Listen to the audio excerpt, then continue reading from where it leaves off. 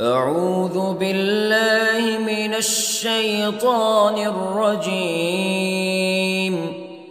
بسم الله الرحمن الرحيم. الرحمن علم القرآن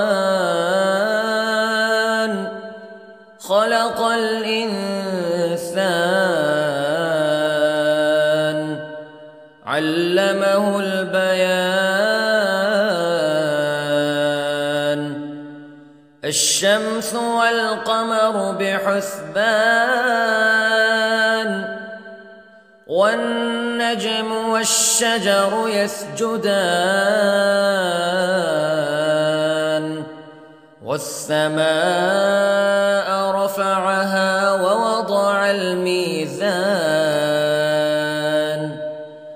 ألا تطغوا في الميزان وأقيموا الوزن بالقسط ولا تخسروا الميزان. والأرض وضعها للأنام فيها فاكهة والنخل ذات الأكمام والحب ذو العصف والريحان فبأي آلاء ربكما تكذبان. خلق الإنسان من صلصال كالفخار وخلق الجان من مارج من نار فبأي آلاء ربكما تكذبان. رب المشرقين ورب المغربين فبأي آلاء ربكما تكذبان. مرج البحرين يلتقيان بينهما برزخ لا يبغيان فبأي آلاء ربكما تكذبان. يخرج منهما اللؤلؤ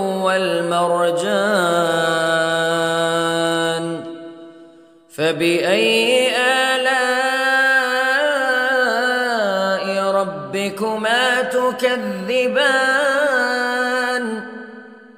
وله الجوار المنشآت في البحر كالأعلام فبأي آلاء ربكما تكذبان. كل من عليها فان ويبقى وجه ربك ذو الجلال والإكرام فبأي آلاء ربكما تكذبان.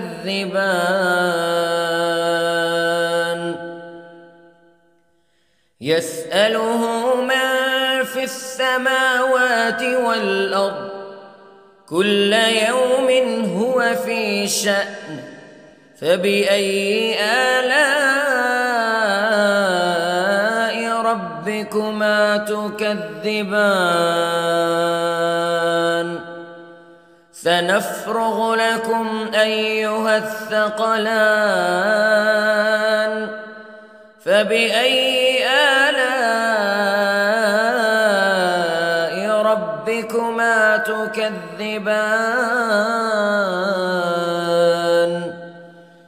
يا معشر الجن والإنس استطعتم أن تنفذوا من أقطار السماوات والأرض فانفذوا لا تنفذون إلا بسلطان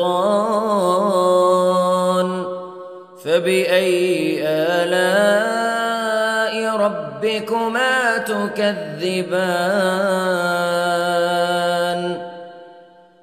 يرسل عليكما شواظ من نار ونحاس فلا تنتصران فبأي آلاء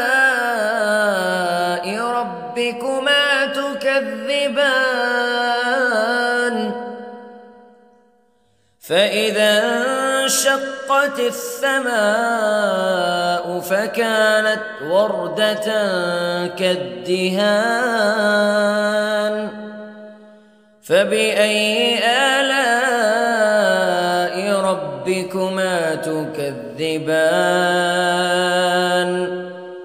فيومئذ لا يسأل عن ذنبه إنس ولا جان فبأي آلاء ربكما تكذبان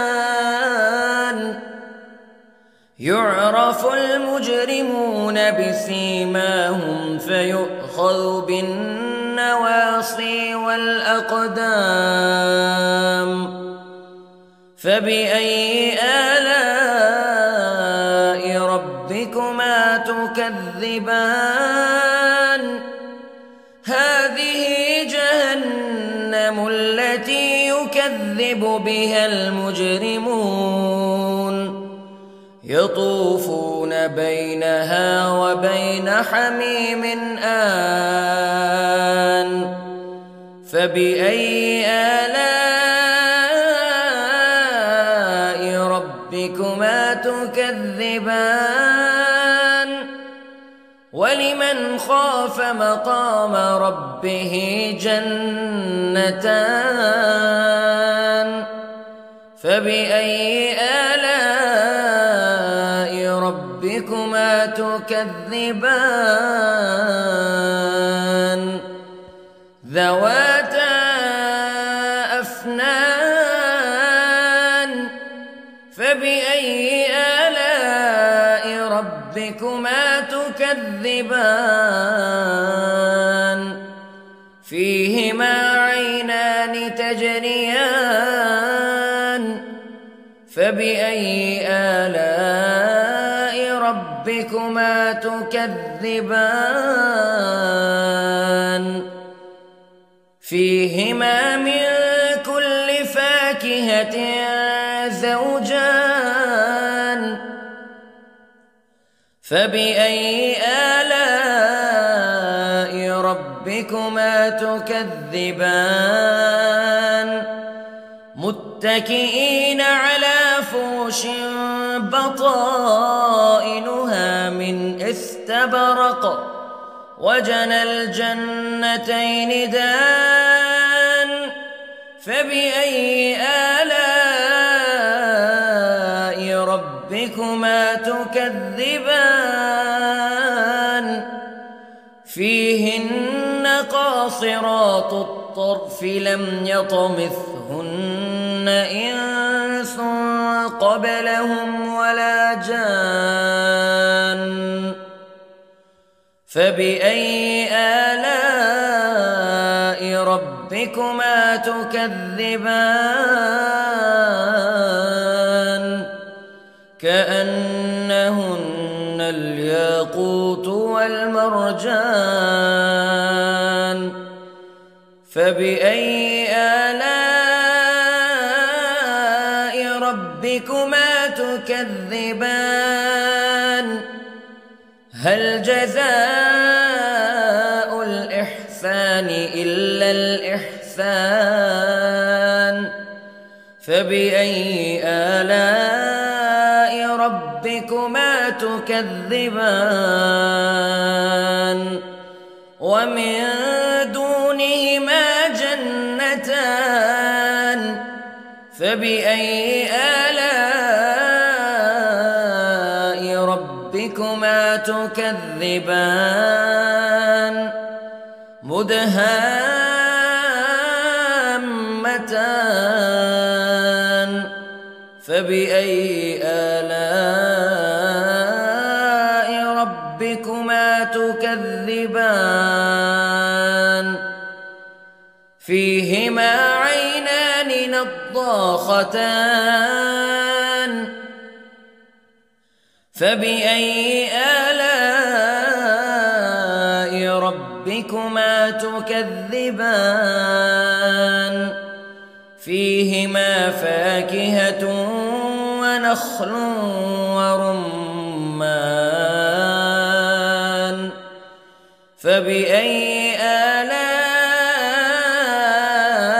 ربكما تكذبان فيهن خيرات حسان فبأي آلاء ربكما تكذبان حور مقصورات في الخيام فبأي آلاء ربكما تكذبان لم يطمثهن إنس قبلهم ولا جان فبأي آلاء ربكما تكذبان متكئين على رفرف خضر وعبقري حسان فبأي آلاء ربكما تكذبان تبارك اسم ربك ذي الجلال والإكرام